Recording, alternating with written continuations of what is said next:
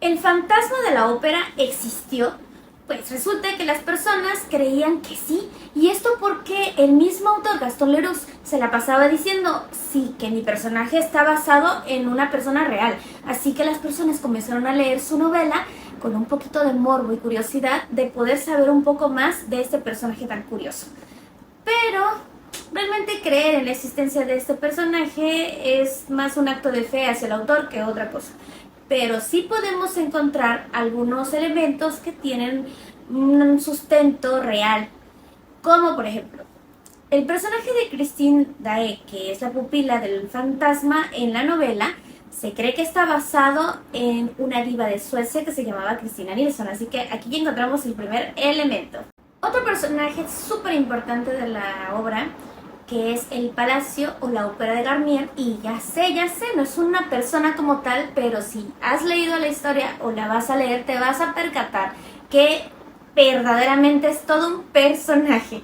Vamos a ponernos en contexto para que podamos entender cuál es su referencia histórica y real de este lugar en el que transcurre la historia.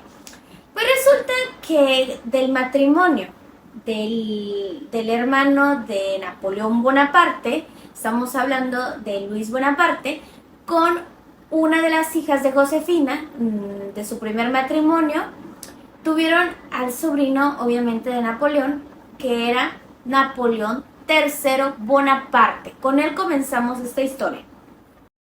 Napoleón III tenía toda una responsabilidad: convencer a los franceses y también a todos los occidentales de que otro Bonaparte no implicaba caos.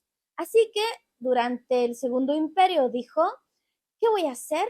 Claro, me voy a aliar con Reino Unido y me pongo al brinco con los rusos en la guerra de Crimea y me va re bien, y así voy a mostrarles mediante una pequeña batallita por ahí que no implico un problema, pero soy un triunfador.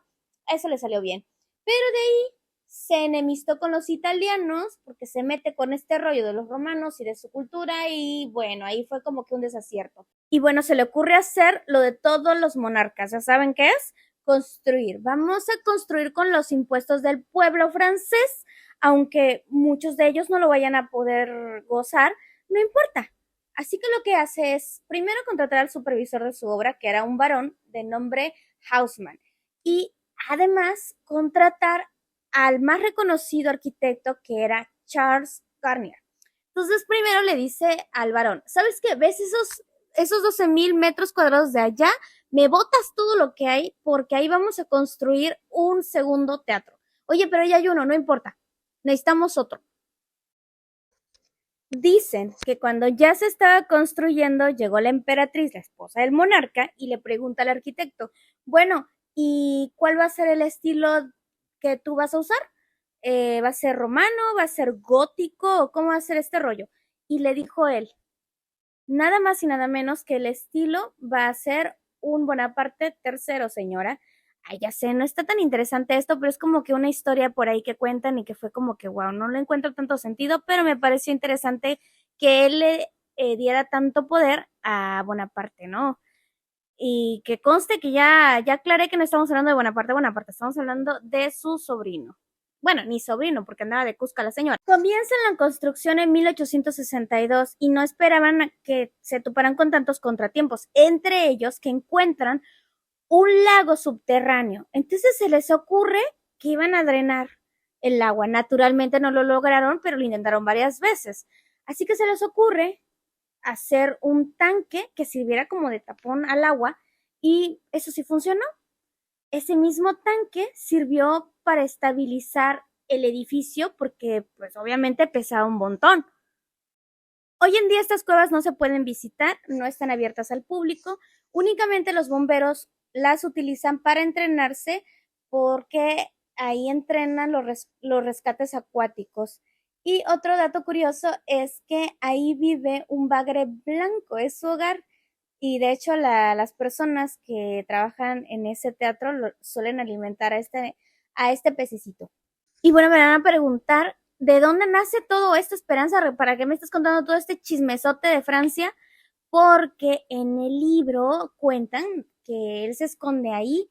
Entonces, este escondite sí existió. Ahora vamos a hablar sobre algo que nos menciona el prólogo y que tal vez por eso las personas suelen confundirse y creer que existió el fantasma de la ópera. Nos dice que fueron encontradas unas grabaciones y que además un cuerpo. Lo cierto es que en 1908 efectivamente se corrió un rumor de que en este subterráneo se había encontrado un cuerpo enmascarado y con un anillo de oro. No podemos saber si eso fue real. Lo que sí es que justamente un año antes de este suceso, o sea, en 1907, se enterraron 24 grabaciones que tenían como finalidad que se desenterraran en 100 años. A esto le llamamos cápsula del tiempo.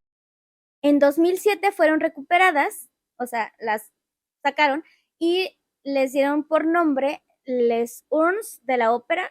No sé cómo se dice en francés, pero bueno, son las urnas de la ópera. Y por último, el incidente de la lámpara. Quien ya leyó el libro sabe de qué estoy hablando. Esto también fue real. En 1896, el contrapeso de la lámpara cae sobre un obrero y bueno, lo mata. Ya saben que en el libro no cae sobre un obrero, pero sí cae durante una función. Bueno, este suceso sí ocurrió. Y bueno, si te ha gustado lo que has aprendido conmigo, por favor, no te quedes con la duda. Yo estoy segura de que quieres leer el libro si es que no lo has leído. Conmigo va a ser más divertido, porque además de que tengo un club de lectura en donde leemos un libro por mes y este mes de marzo vamos a leer El fantasma de la ópera, también es un taller de literatura en donde van a aprender tantos detalles como este. Conmigo van a aprender sobre historia y además sobre literatura, porque como saben, la literatura tiene muchísimo que ver con la historia. Si uno no sabe de historia, no puede aprender ni literatura, ni arte, ni ciencia, ni nada, porque cada una de estas ciencias tienen su propio recorrido, tiene su propia historia. Así que el que no conoce de historia no puede entender literatura. Es por eso que tengo este taller en el que todos aprendemos un poquito sobre el autor, su vida, qué hizo, cómo lo hizo para escribir, datos generales de la obra, datos curiosos y el contexto histórico tanto de la obra como del autor. Si te estás interesado, únete, son todos los lunes a las 9 de la noche, horario de la Ciudad de México, mediante Zoom. Yo les paso el PDF y además un cronograma de lectura diario y semanal. No lo pienses, únete.